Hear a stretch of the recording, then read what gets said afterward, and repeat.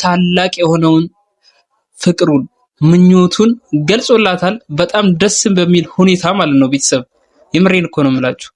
እስኪ ወደ ቪዲዮ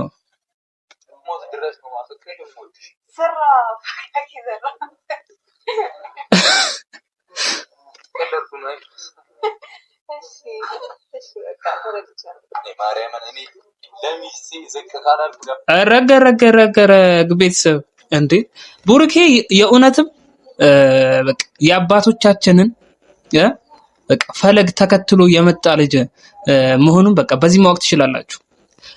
እንደምታዩት እኛ እንግዲህ እኔ እንደማውቀው እንግዲህ ድሮ ትልልቅ ሰዎች ናቸው በእንግድነት ምናምን በድሮ ጊዜ በእንግድነት ምናምን ሰው ቤታችሁ ሲመጣ እግር ምናምን ይታጠባል። ይሄንን በታሪክ ሰምተናል። እንደምታውቁት ደግሞ ያሁኑ ትውልድ ይሄንን ጉዳይ ምንም አያውቀውም። እንደምታውቁት ያሁኑ ትውልድ ይሄንን ጉዳይ ምንም የሚያውቀው ጉዳይ የለም። ገባችሁ? ብሩኬ ግን የሃይሚ ጀግና አስቡት። ይሄንን ትልቅ የሆነ ባህላችንን እኛ ወጣቶች እኛ ላይ እንዲሰርጽ እያደረገ ይገኛል።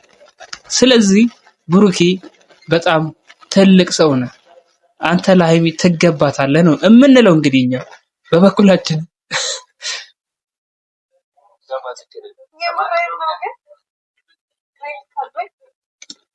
ቤተሰብ ግን ሃይሚ አላመነችም። በቃ እግሬ ልታጥበኝ ነው ያለችው አያችሁት? በቃ ምንም ማመን ነው ያቃታት። ምክንያቱም ቤተሰብ ሃይሚ በቃ እንደምታውቁት ያው ሌሎች ወንዶችን ምናምን ታያለች ብዬ አስባለሁ፣ ሌሎች ፍቅረኛሞችን ምናምን እና እንደዚህ ያደረገ ወንድ ስላላየች ነው ስላላየች ነው የገረማትና የደነቃት። አያችሁት ቤተሰብ? ለማንኛውም ይሄንን ቪዲዮ ወንዶች እንደምትከታተሉኝ አውቃለሁና ከብሩኬ ትልቅ ትምህርት ልንወስድ ይገባል ነው እምላችሁ። ትልቅ ትምህርት እንዴት ሴት ልጅን መንከባከብ እንዳለብን ሁ እያለ እያስተማረን ያለው። ስለዚህ ለብሩኬ አንዴ ጭብጨባ፣ አንዴ ተነሱና አጨብጭቡለት።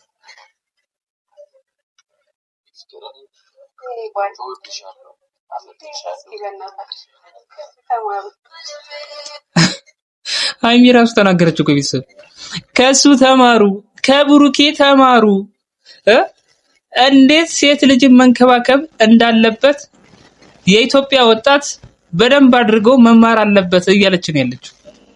ብሩኬ ትልቅ መምህር ነው እያለች ነው። ብሩኬ የኔ ብሩክ ይለያል፣ ከሁሉም ይለያል፣ አንደኛ ነው እያለች ነው ቤተሰብ። ይሄን እናንተ ሊዋጥላችሁ ይገባል ይሄ ጉዳይ ማለት ነው። ምክንያቱም ሃይሚ በብሩኬ ድርድር እንደማታቅ ብዙ ጊዜ አይተናል። በቃ ምንም በቃ ያለ ብሩኬ ምንም ነገር ማድረግ እንደማትፈልግ እናውቃለን። ገባችሁ ቤተሰብ? ስለዚህ ብሩኬ እውነትም ለሃይሚ ትገባታለህ። እውነት ዛሬ እንደው በደንብ አድርገህ ነው በቃ ያሳየህን።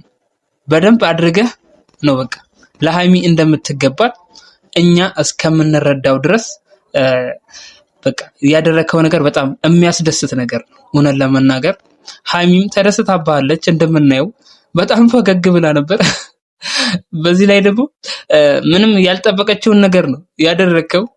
ስለዚህ በጣም አሪያችን ብዬ አስባለሁ ለአሁኑ ወጣት፣ ለዘመኑ ወጣት። እንደምታውቁት የዘመኑ ወጣት ሴት ልጅን እንዴት መንከባከብ እንዳለበት አያውቅም። ይሄ የታወቀ ነገር ነው። ይሄ ሀቅ ነው። በቃ ቤተሰብ የምሬን ነው የምላችሁ። እና በዚህ ዘመን እንደ ብሩኬ ፍቅር አዋቂ ተጫዋች አስቡት፣ ለሚወዳት ሴት ዋጋ የሚከፍል ጀግና ወንድ ይኖራል ብዬ አላስብም በራሴ። ስለዚህ ብሩኬ ይለያል በሉ፣ ኮሜንት ላይ ይለያል በሉ ቤተሰብ። እውነቴን ነው የምላችሁ፣ ይለያል ብትሉ ነው የሚሻለው።